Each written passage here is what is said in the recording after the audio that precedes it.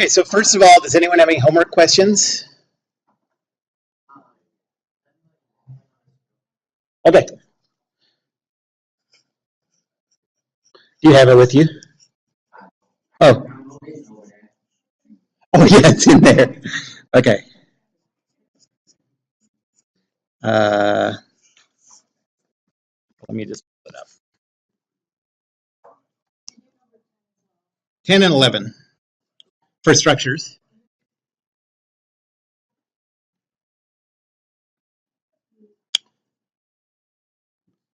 Uh,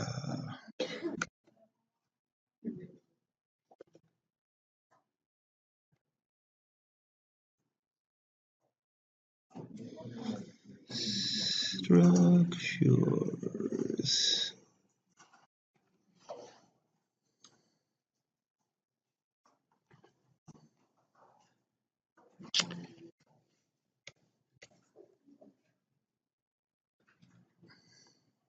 Okay, so 10.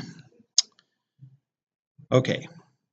Why don't for both of these, I'm just going to do the free body diagrams, okay? Okay, so 1, 2, 3. Remember this. Okay, so let me do 10 first.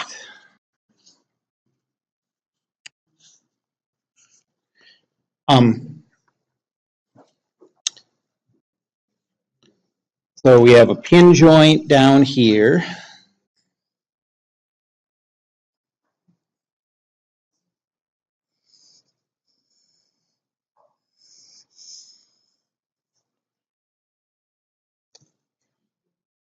And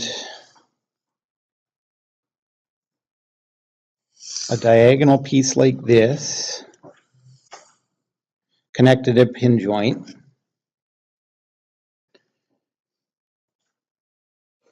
And then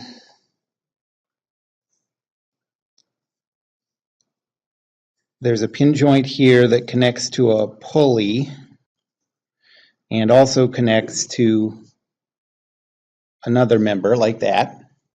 And this is a frictionless contact on an incline. And then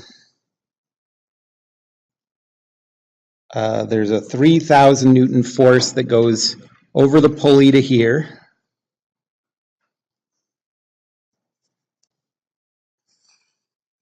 And then there.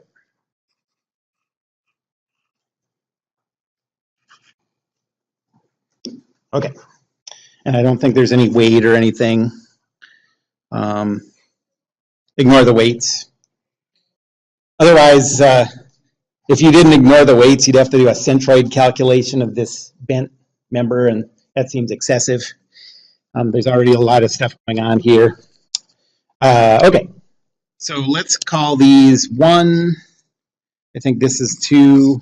This is 3. And you don't have to do it this way, but let's call the pulley member 4.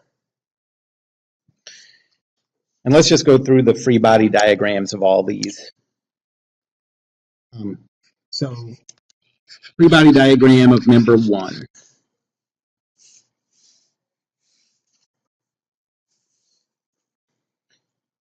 It makes contact with, okay, so it makes contact with the ground. If we did a side view of that joint down at the ground, the pin would be part of member 1. And so that bracket that's connected to the ground makes contact with the pin. So there'd be this force vector, I'll call that RA. And then member 2 also makes contact with that pin. So we have the force on 1 by 2. And then the cable makes contact with it here. And it's the same cable the whole way over that pulley, so that has a magnitude of 3,000 newtons.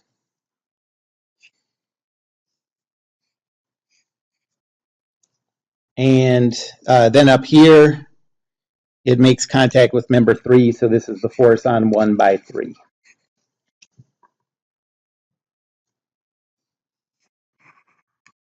Any questions about that one?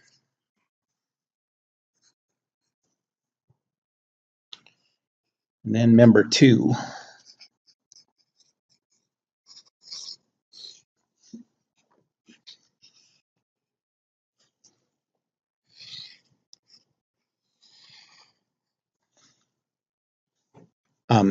The pin is not part of member 2 down at the bottom. It's part of member 1.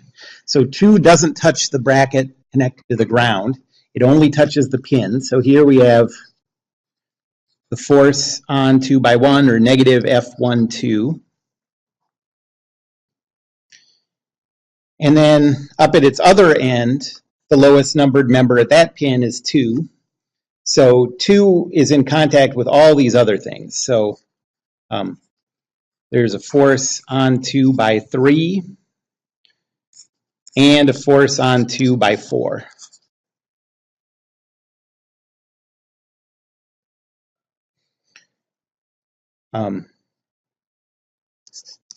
Then free body diagram of 3.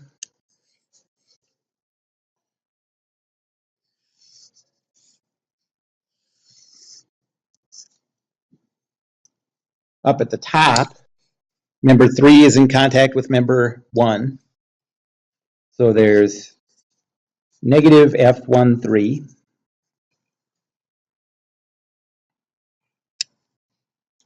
And then at the middle, it's in contact with that pin, which is part of member 2. So this is negative F23. And then down at the end, that's a frictionless contact, so it's perpendicular to that surface toward the chosen body. So I'll call that N. That's a force with a known direction.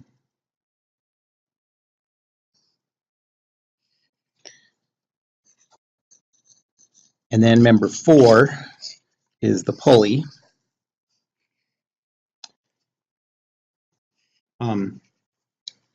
So okay, the pulley makes contact with the pin. The pin is part of member 2, so that's negative F24. And then the pulley leads in this direction with a magnitude of 3,000. In this direction with a magnitude of 3,000.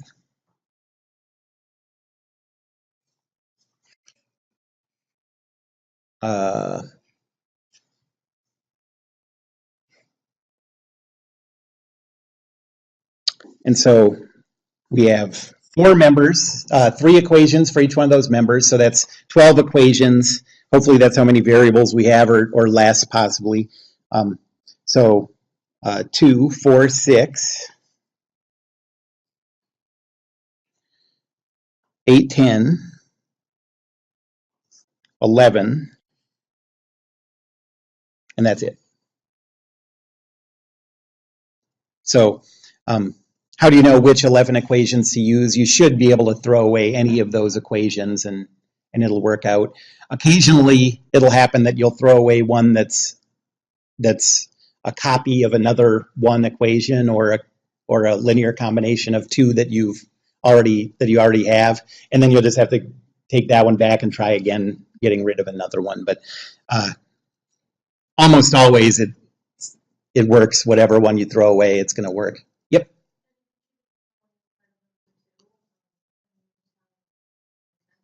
That would save you a little bit of effort and computation time. So if you think of, like, sort of consider that pulley to be part of that joint, then that whole pulley is part of member 2. And so here's the alt number 2.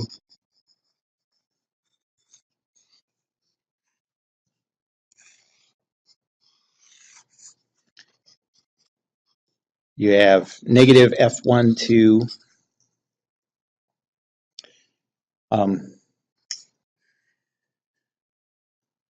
You have F23. Oh, and so F23 here. And then let me change this drawing a little bit.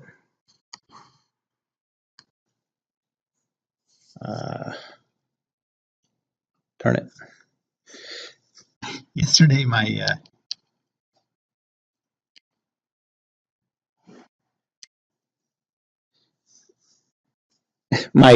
toolbar just disappeared and I couldn't figure out how to put it back. They don't teach you that in engineering school. All right, well, yeah.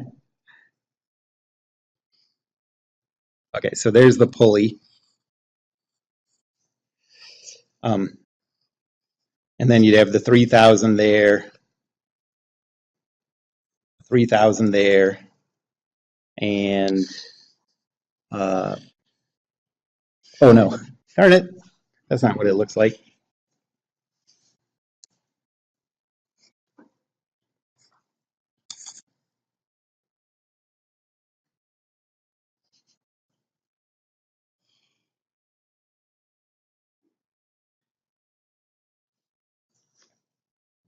Yeah, like that.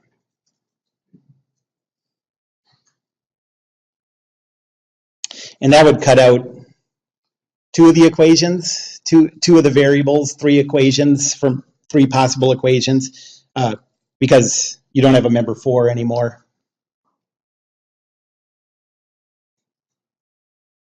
Any questions about that one? Okay, and then number 11. There's a few ways to do this one, but the way I did it in my solutions wasn't really like the simplest way. So let me, here's what I was thinking. Here's the approach I used in my solutions. I thought of this as, I kind of thought that there might be a problem with the fact that the rotation of this entire thing isn't locked. So I thought of connecting this to the wall in a way that would keep it from rotating. It turns out you don't need to do that. And so I just added a couple of variables. But basically, I said that this joint here, can you see the cursor? This joint here was fixed to the wall, so there was a unknown reaction force vector there. And then at this joint here, that needs to be free to rotate, not to rotate, to translate horizontally, because as you open and close this thing, that's going to move out at the end. And so I treated that like that was a pin and slot joint connected to the wall, and that gave 3. Okay, so let me do free body diagrams without doing that, and it comes out easier. Okay, so you got that,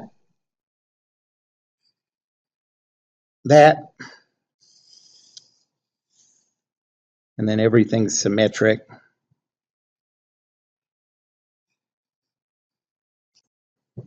And then pin joint, pin joint, pin joint, pin joint.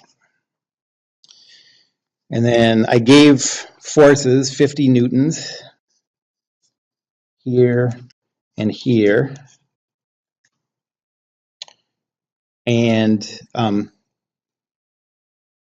result is that this pinches this way and this way with a amount R. And we want to figure out what that R is.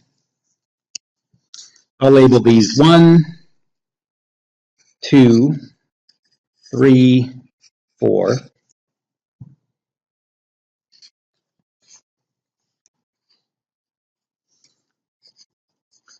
Free body diagram of 1. We have the 50 Newton force. We have a reaction force on 1 by 3.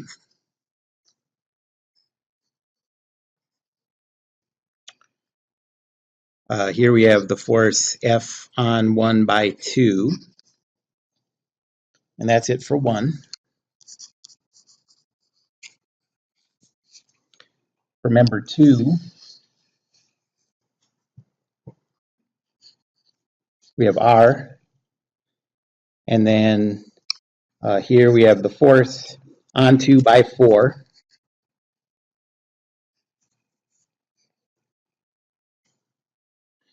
And then the force on 2 by 1, or negative F12.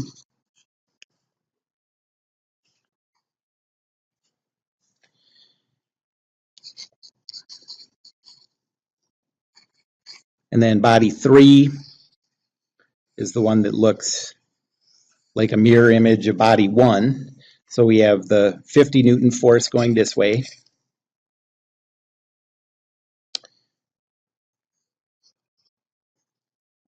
We have the force on 3 by 1, so that's negative F13. And this is the force on 3 by 4.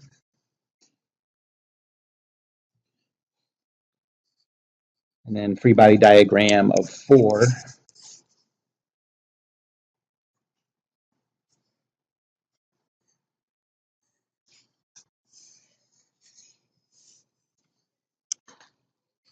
We have the force R. And this is the force on 4 by 2, negative F24.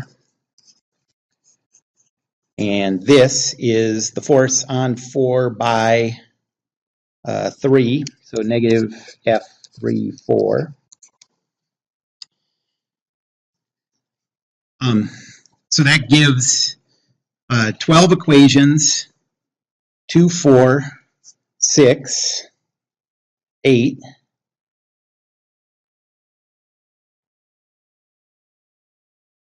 That's just 9 variables. Looks like a 2, 4, 6, 8. I think that's right. So you could actually do that with just 3 of those bodies, it sounds like, I guess because of the symmetry of it. By the way, you could also think of this. This probably isn't a way you would really do the problem, but you might be interested to see that you could do this problem as if it was a pin joint connected to the wall there, a pin and slot joint here, a 50 Newton force there, and a force R there. And it works just the same way because of the symmetry. And so obviously that cuts down a lot on the number of equations and the number of variables. But if you don't see that, which I assume, I mean, I don't think I saw it until I'd already, done the solution or whatever. There's no problem with just going through the whole thing. It takes an extra half hour or whatever. And if you get the problem right, that's what matters. Nobody really cares if you spend an extra 15 minutes or half hour on something. You don't need those, right? You can do it without those. But I guess if you put those in there, that's probably why it ends up with such a small number of variables, actually, because it's not constrained to under rotation, but it doesn't end up changing the problem. And so if you put those in, then it's 12 and 12.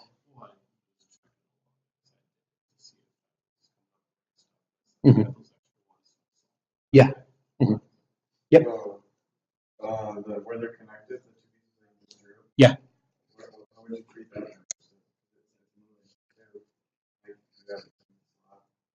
It's gonna be like a rotating. So if I Like if you like bend down, really counterclockwise, right? Push the handle down.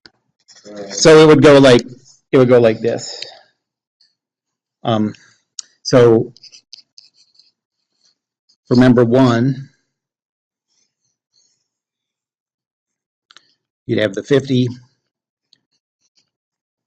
You'd have RA, and you'd have the force on 1 by 2. And then for member 2,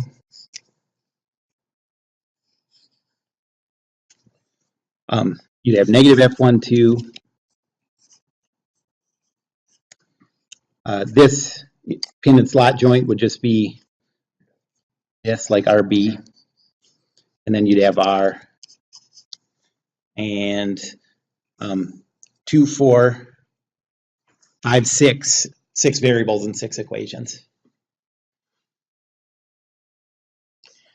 And so also, if you ever are designing a pair of pliers and you only have half as much metal as you need, you can just fix it to the wall like that.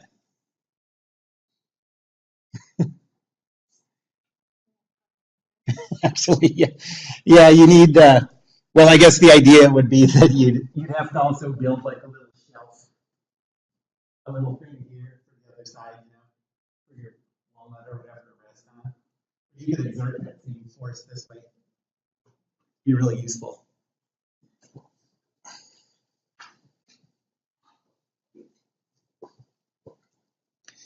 Like when you remodeled, you'd be like, no, we got to keep that wall. That's my plier wall.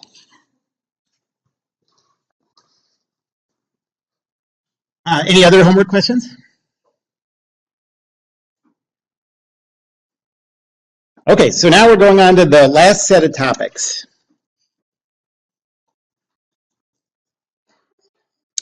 And that's friction.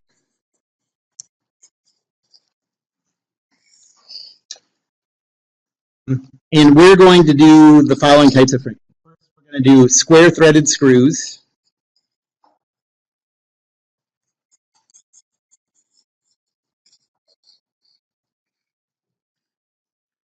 I'll draw pictures of all these before I go into the calculations.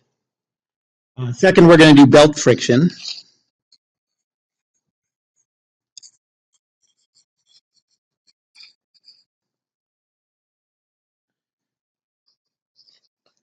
And third, we're going to do two types of bearings.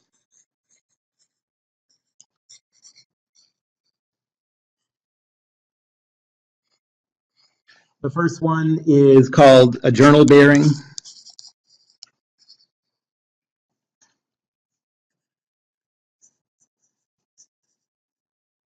And the second type is called thrust bearings.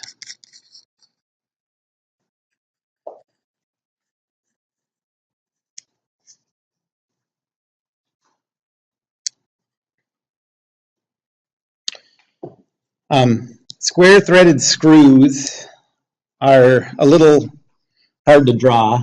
Oh man, somewhere I have a 3D printed version of this.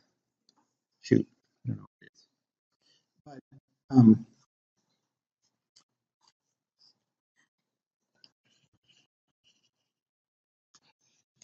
square threaded screws.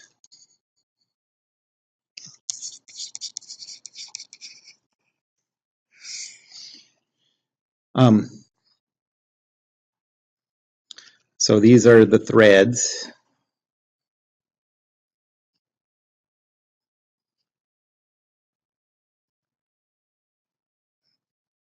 On a bolt. And in like a cross-section view of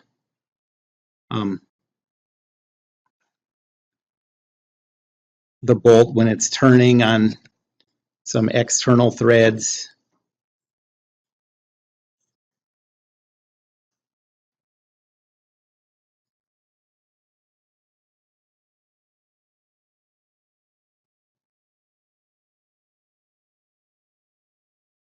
it would look something like that.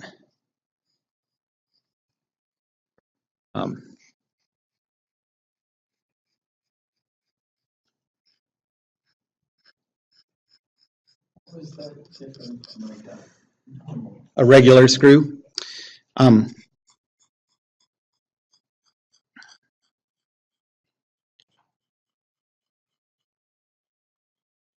Okay, so a regular screw, the threads look like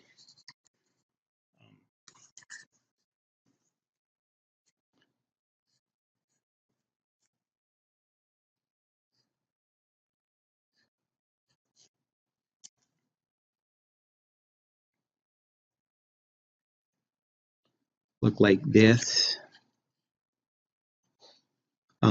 It's easier to make threads like this. You can just do it with a tap. It takes a lot more work. So this is square threaded.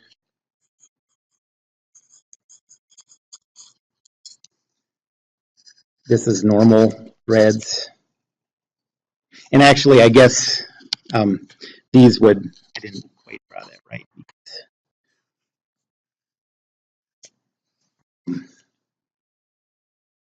One goes right up to the next one.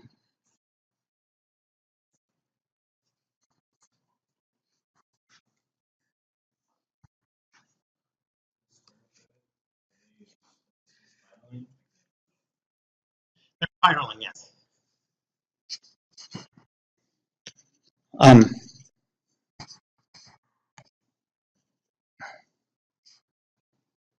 Okay, so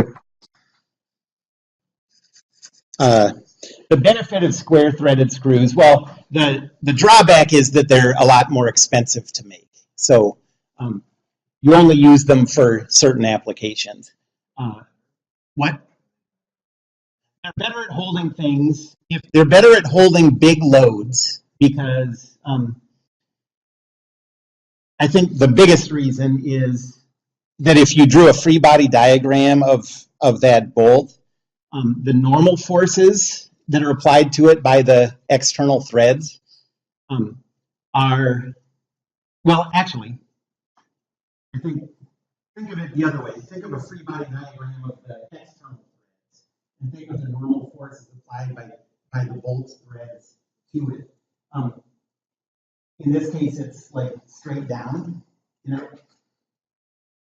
And if you think of the normal force that these would apply to the threads of like a nut that it's articulating with, it would apply a normal force that's outward. And so the bigger the force gets, this has a tendency to explode the nut to push it apart because of those normal forces.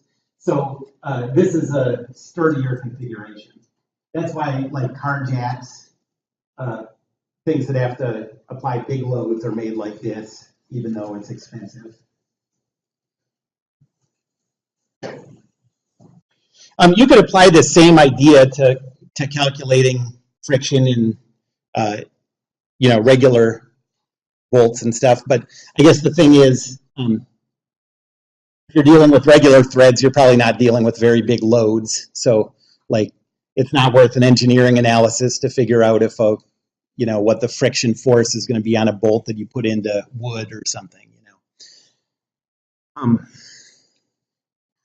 Okay, so that's square threaded screws, this one. And then belt friction.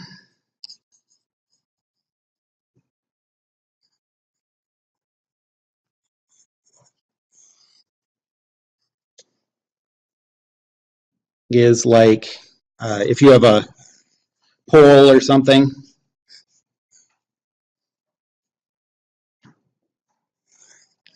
and you take a cable and wrap it around the pole. There's some force F here and some, let's say F1, and some force F2 here. This is a friction force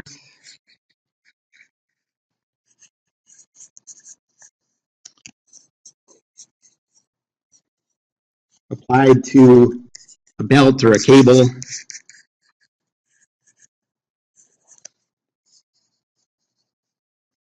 that's wrapped around a circular object or a cylindrical object.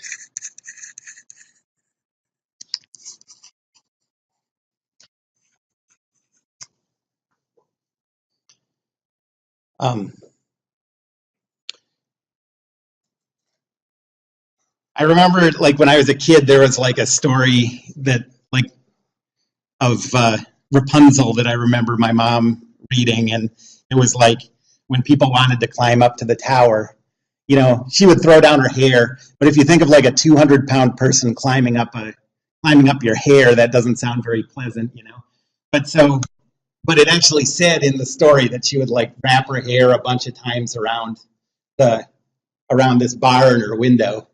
And this is why, and then they would grab the other end.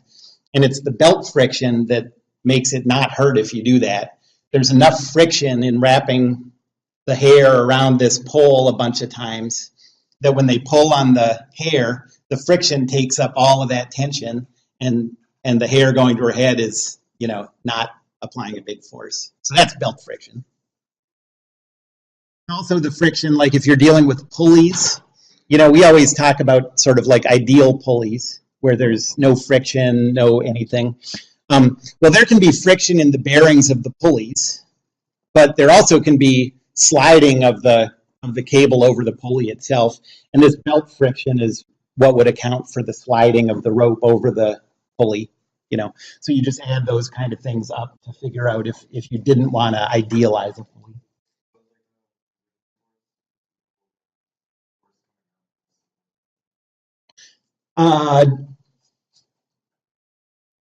That's right. Yep, that's right. Right. So yeah, you're exactly right.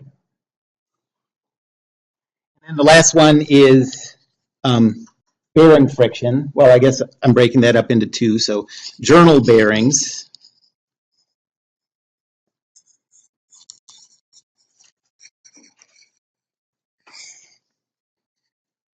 are like if you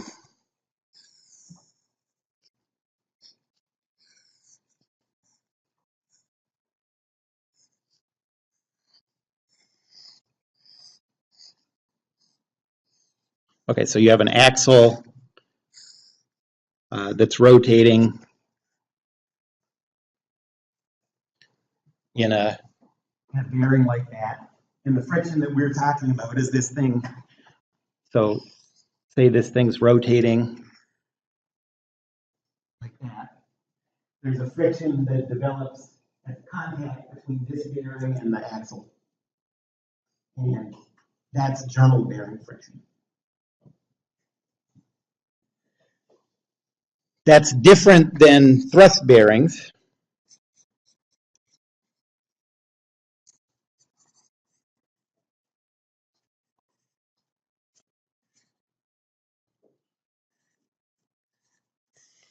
So a thrust bearing is like if you have an axle or some kind of rotating shaft that's in contact with a surface down here and it's rotating.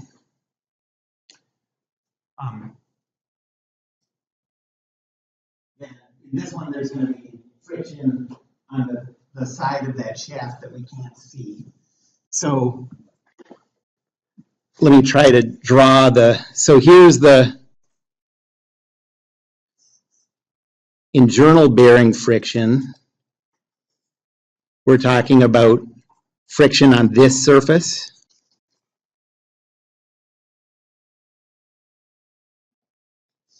All the way around if it's a tight fit, or else just at a section on the bottom if it's a loose fit.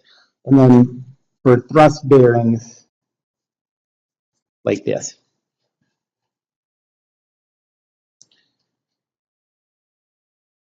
And you can set up joints that have both of those too. Like if right now, this joint, that's like a pin joint, right? And it doesn't apply any thrust to this thing. But if you wanted this to also apply thrust, you could put a flange on the end of this that doesn't let it move through. And if there was a flange there or on both sides that was pushed up against that bearing, then there would be journal bearing friction on the part that goes through the middle, and there would be thrust bearings on the part that are in contact with this face of the bearing and the opposite face. So you could have both of those two at once. Yep. So, like in your drawing of the thrust bearing, the spinning causes a journal bearing force, and then just the fact that I can't move up and down is the thrust bearing. No, so the fact that it can't move up and down is just the normal force. But what we're talking about is the friction force that resists that rotation. In the thrust bearing? In both of these two cases. Okay, so the only real difference is that the thrust bearing can't theoretically move and the journal bearing can. Well, it's just a different surface. I think it might make it a little hard to visualize because I have one drawn sideways and one. But a journal bearing, if this had a journal bearing, it would be this thing rotated sideways and it would be applying friction to a section like this around the outside. A thrust bearing is applying friction to the end of it. It's a different part of that cylinder.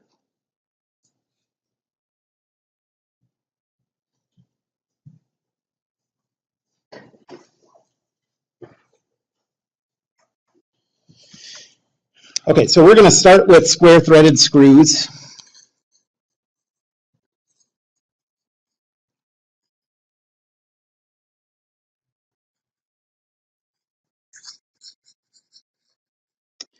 And first, I want to just do a refresher on something you did in Physics 1 that the math for this is based on. So the math is based on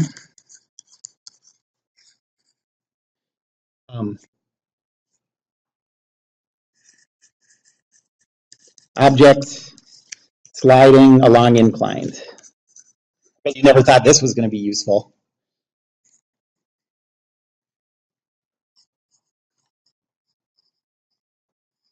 Okay, so like for example,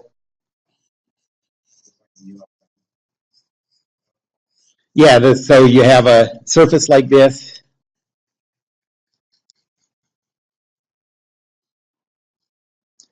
And you know something about this angle. Let's do it with 20 degrees. And you have a block up here that has a mass of, say, 10 kilograms.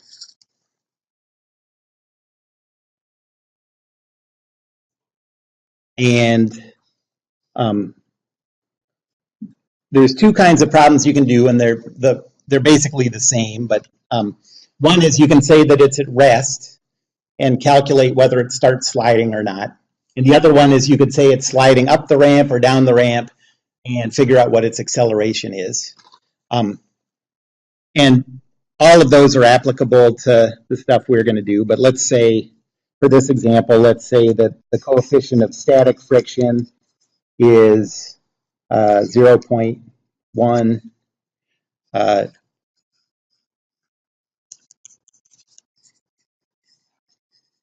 Does it start to slide?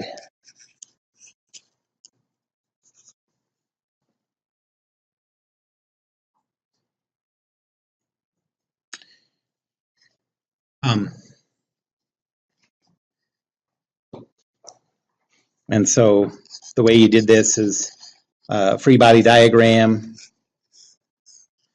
has the weight acting down of 98.1 and a normal force that's perpendicular to the surface. And then the static friction force is the thing that's keeping it from sliding down, so it has to be acting up the incline.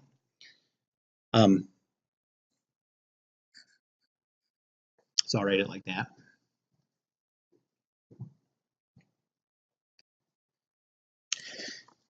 And to do this calculation, we're going to use a coordinate system with the y-axis pointing out of the surface, the x-axis along the surface.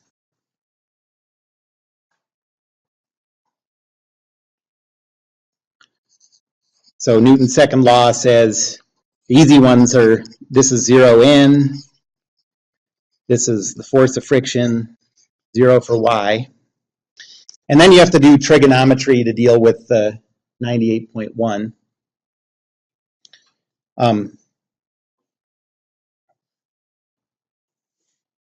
So you have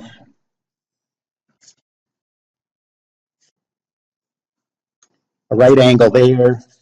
This is 98.1. This angle is 20 degrees. And you're trying to figure out these two components. Your vector is like this, so the components are going to be this way and this way.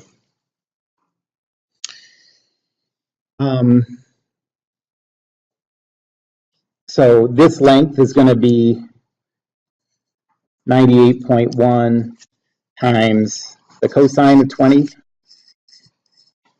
This one's 98.1 times the sine of 20. Someone calculate those two.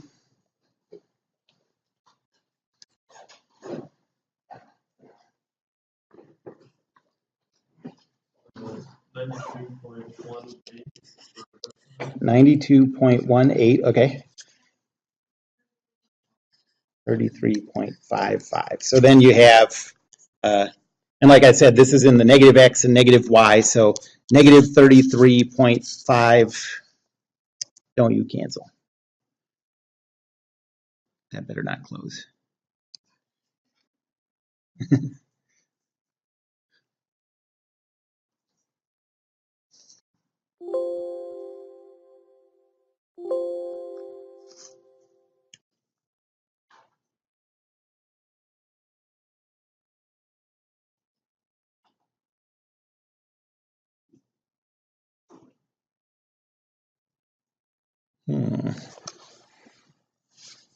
Okay, and now I save this.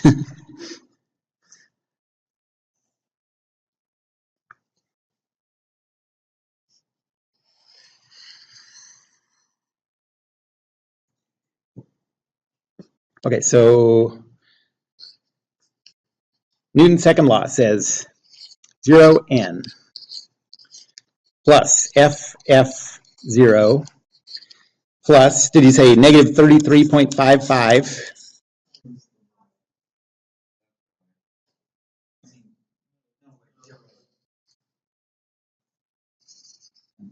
And what was y? 1? Okay.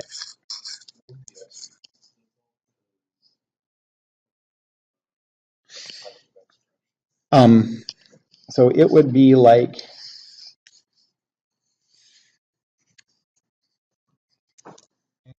y, that's our coordinate system. And our weight force is over here. So it's in the third quadrant, so it's definitely going to have 2 negative components. And so now we can calculate, well, the normal force is equal to 92.18. The friction force is equal to 33.55. That's the friction force that's required for it to be at equilibrium. And now we just have to check whether that's possible.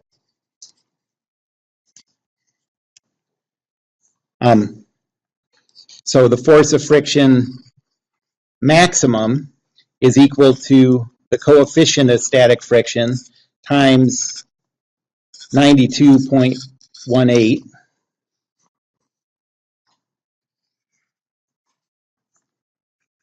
Which is 9.218.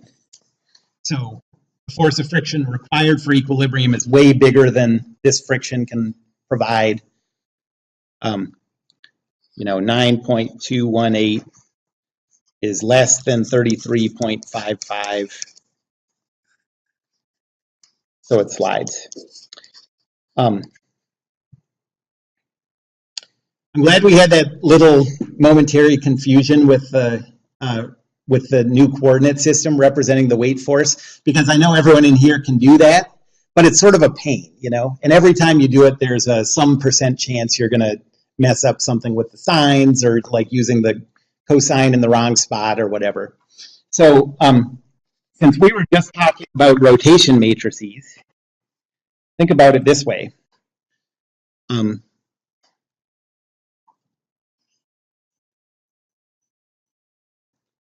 Well, this is debatable, but this is how I do it, and you might like it.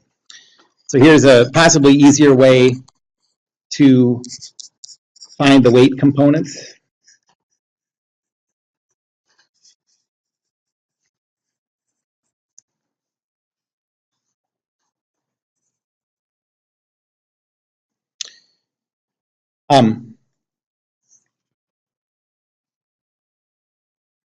In this coordinate system,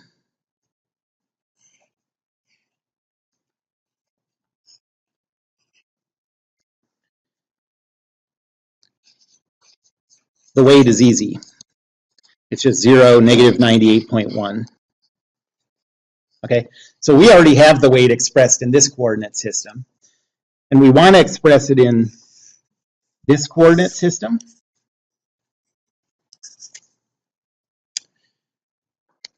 And that just means that we're rotating the coordinate system positive 20 degrees.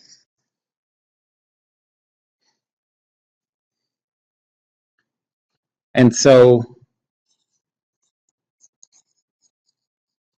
the weight in the new coordinate system is just equal to the rotation matrix for this, cosine of 20, sine of 20. If you have this programmed into your calculator, it's fast. If you have to type all this in, it's not really any faster. Although it does, it can sort of help you avoid mistakes, I think. So multiply this rotation matrix times 0, negative 98.1. And you get sine of 20 times negative 98.1, negative 33.55. And cosine of 20 times negative 98.1 is negative 92.1.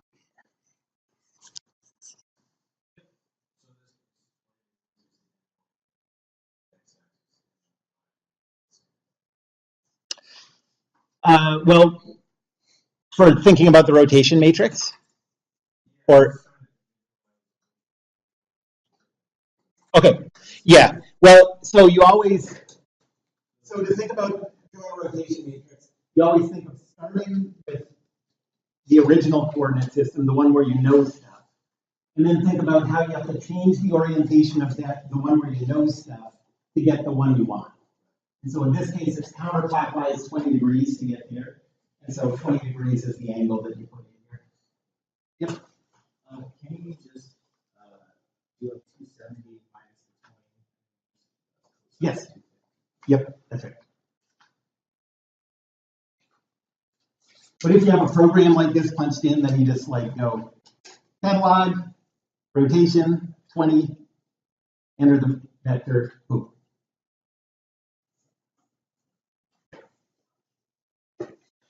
Okay, so we're going to use that idea for square threaded screws. And so now I have to explain, why does this have anything to do with square threaded screws?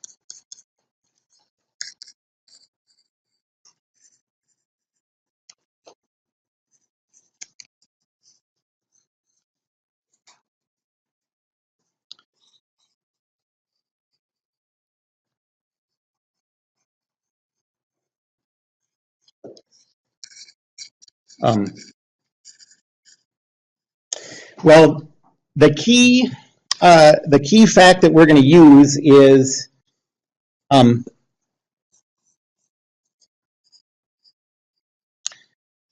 that this friction calculation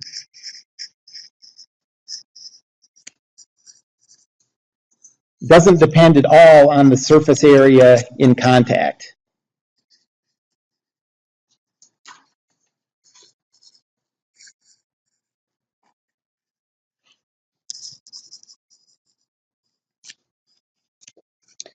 That's a strange fact. And it's really not technically true, but it's true to some level of approximation. So for example, what if you had an incline like this, where this was 20 degrees, and you had a 10 kilogram block like this?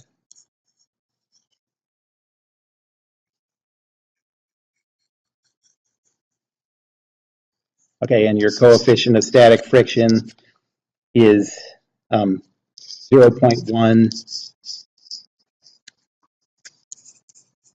And does it start to slide? Well, yeah, the calculation goes exactly the same way. Even though this has a ton more surface area, that doesn't come into the calculation. So the calculation works just the same.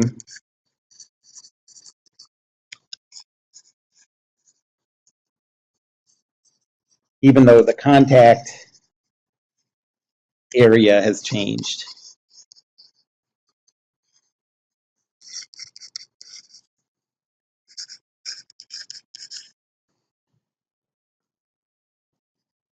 Okay, so now I'm going to draw a picture of a square threaded screw.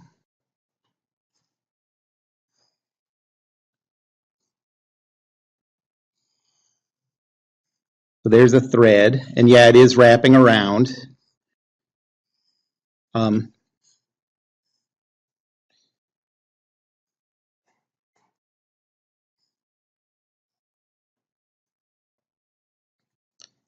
And this is in contact with, you know, like a little ledge that's connected to that's part of the nut or whatever it's rotating in.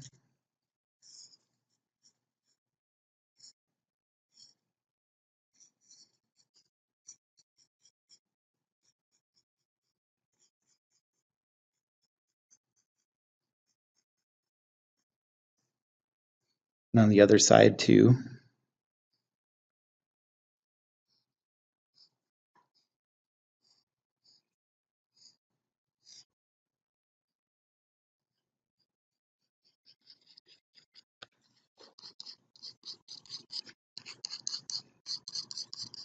Okay.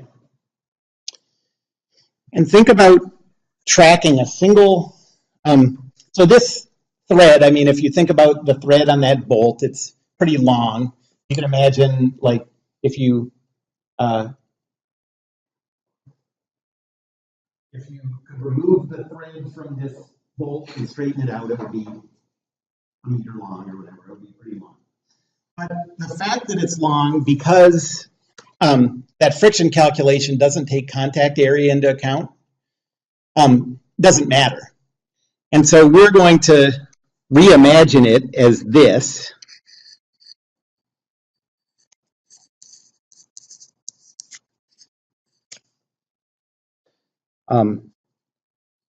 Where here is the external thread.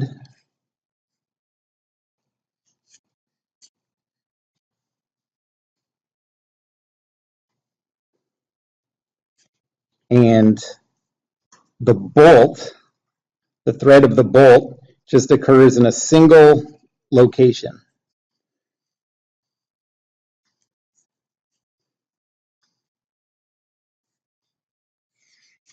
Okay, so here's our bolt now.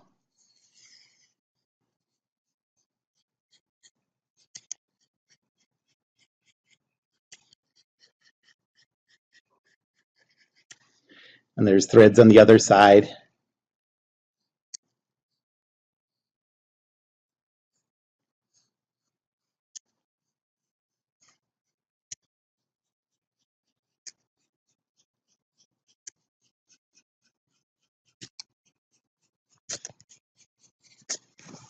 This is the bolt.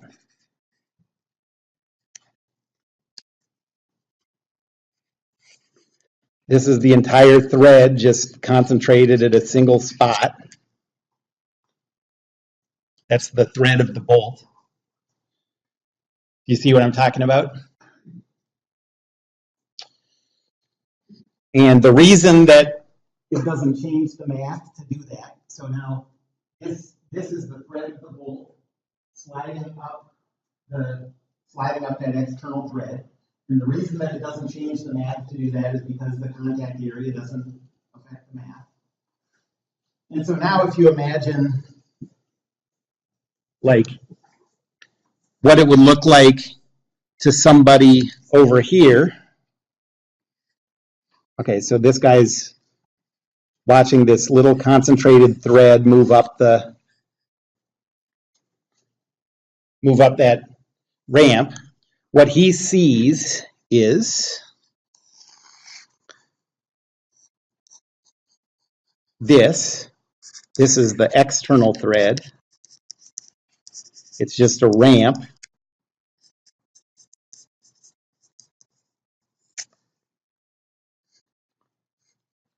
And this is the bolt thread.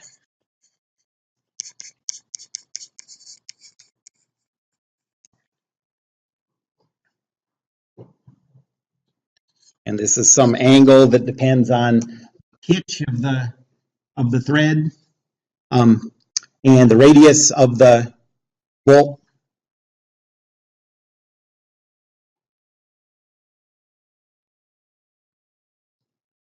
Anybody have any questions about that? Seems like the Yeah, in practice, I would not recommend doing that. But the math works out to be the same. So,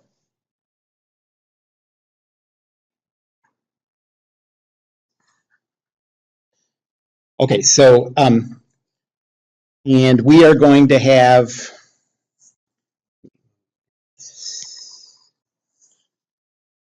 okay, so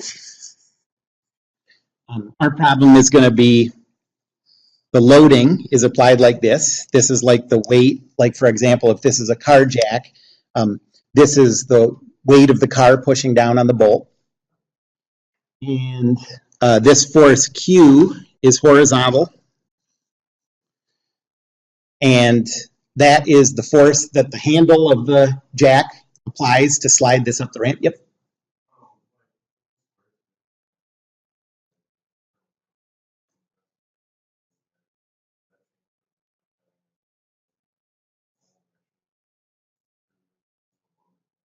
Nope, it doesn't, because of the contact area thing.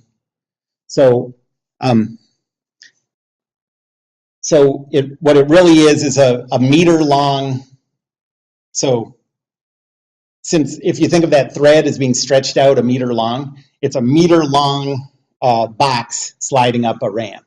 And since we don't care whether it's a meter or a centimeter, this mathematically does the same thing. So it's easier to think of it this way.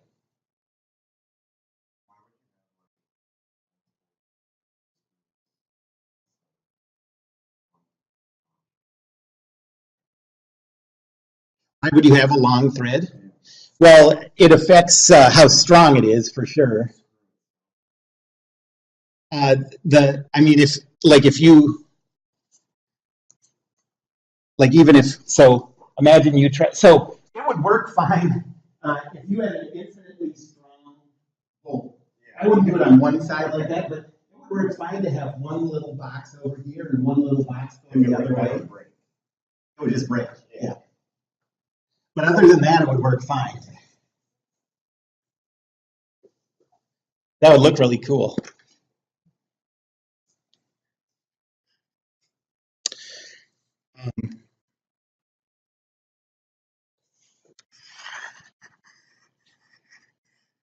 I hope I get a new computer next year. This thing is not working well.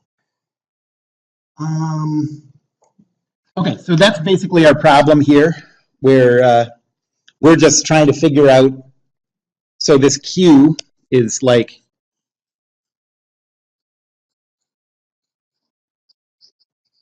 applied to turn the screw. This weight is the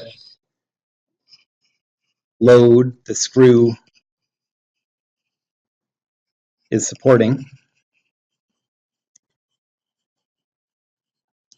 And at the end, so we're going to do the calculations with this Q and W, but at the end, what you're really doing with like the handle of a jack is you're applying a couple to this bolt to rotate it.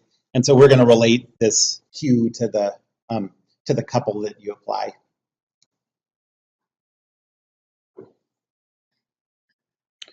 And we're also going to, it'll also have some mu.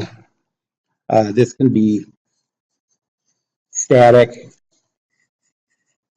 or kinetic. And pretty much the problems go the same way either way. It's either static and you're trying to figure out what the force is Q that you need to make it start to move.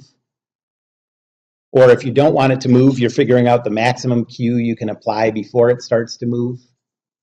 Or if it's already moving, you're just trying to figure out the Q that you have to apply to keep it moving at a constant speed.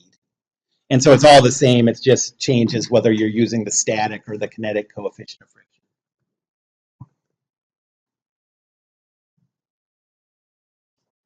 Okay, so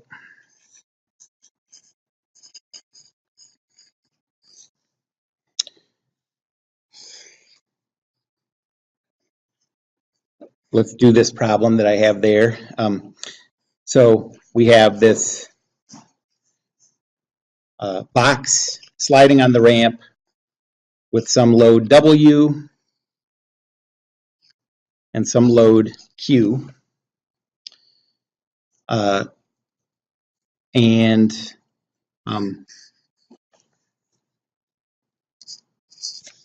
this is the, let's say, static coefficient of friction.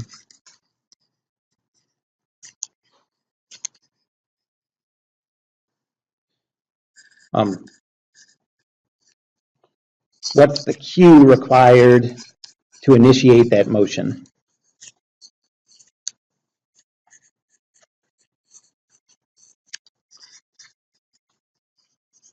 Okay, in this case, because of the direction that we're applying Q, we know that we're trying to initiate motion up the ramp. But you can also do this problem to figure out what the Q is to get it moving down the ramp. Those are not going to be the same magnitude because in one direction, gravity is fighting against you, and in one direction, gravity is helping you. Or when I say gravity, I mean that load W. You know, if there was no friction, that load W would make this thing slide down the ramp, you know. But let's go through this calculation. So a free body diagram.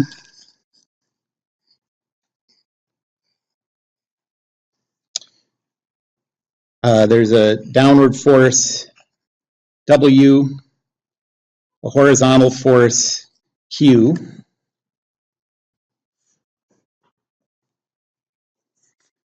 and then those are horizontal and vertical. They're not parallel to the normal force that's this way. And which way would the friction, yeah.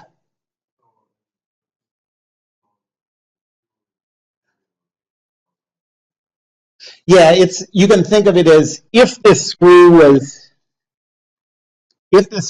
really this. So it's sort of an imaginary force. It's like an intermediate thing. But if we really had this bolt designed this way, with just one little block here, and instead of turning with a screwdriver or an Allen wrench or a handle, we were just turning it by pushing on the back of that single thread, what would that force have to be? And then later we'll relate that force to the force you'd have to apply to a handle or the couple you'd have to apply to turn it.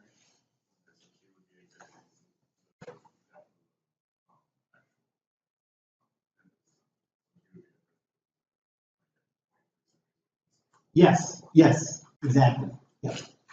And so that's going to come into our calculation when we relate those things.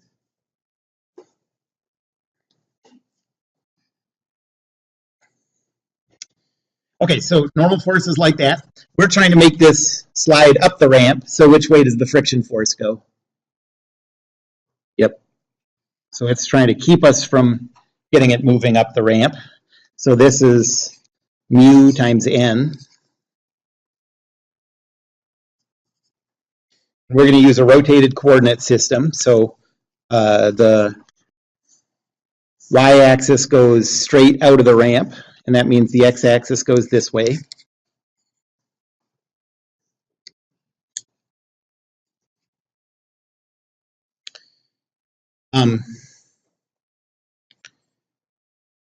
Well, to come up with the vectors for W and Q, I'm going to use that rotation matrix.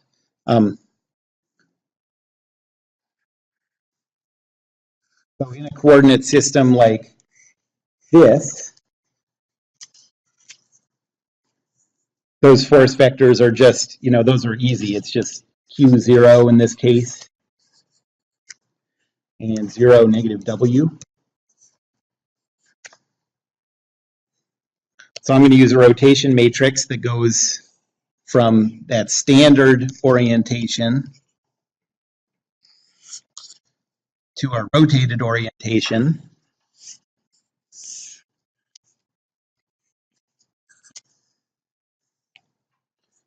What's the angle to get from here to here? It's theta, and is it positive or negative? Positive, because it's counterclockwise. So theta is equal to theta. That's what I would call it. So I'll just call this positive theta. So the rotation matrix is cosine theta, sine theta, negative sine theta, cosine theta. And then I'm going to multiply it by these two vectors to re-express it in the rotated system.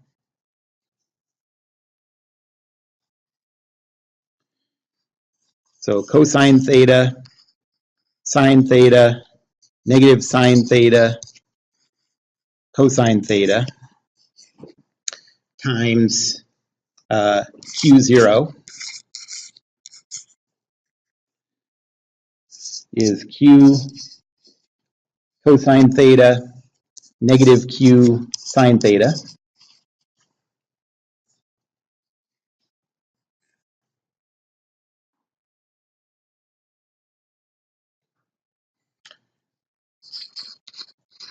And cosine theta sine theta negative sine theta cosine theta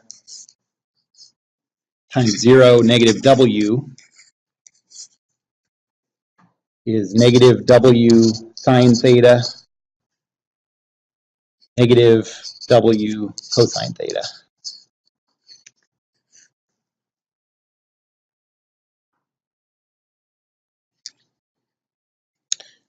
And so now Newton's second law says negative mu n 0 plus 0 n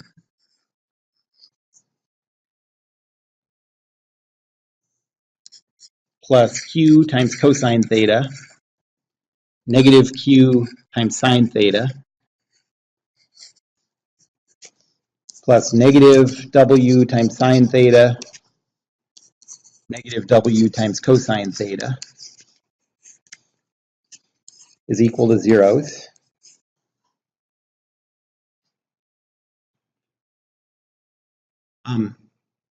What we're doing here, so we're saying it's at rest and we're trying to see what we have to do to start the motion. In order to start the motion, you need to get your,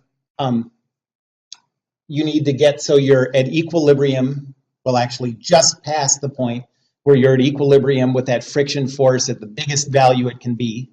That means if you get just a tiny little bit over that, you start to slide. And so now we're just trying to solve for Q.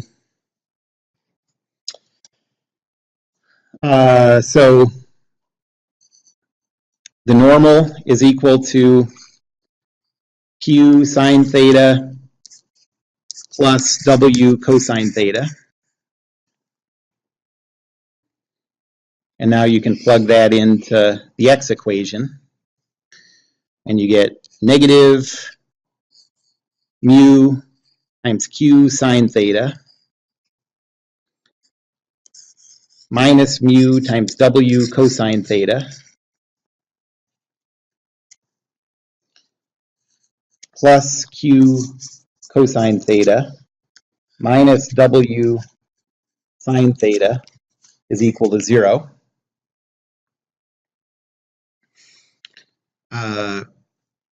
If you get all the Q stuff together, you have Q times the quantity cosine theta minus mu sine theta.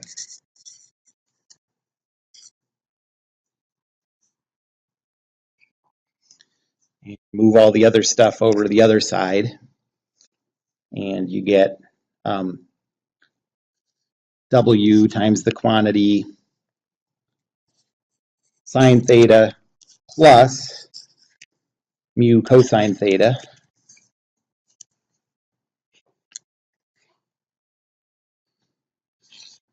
And so Q is equal to W times the quantity sine theta plus mu cosine theta divided by the quantity cosine theta minus mu sine theta.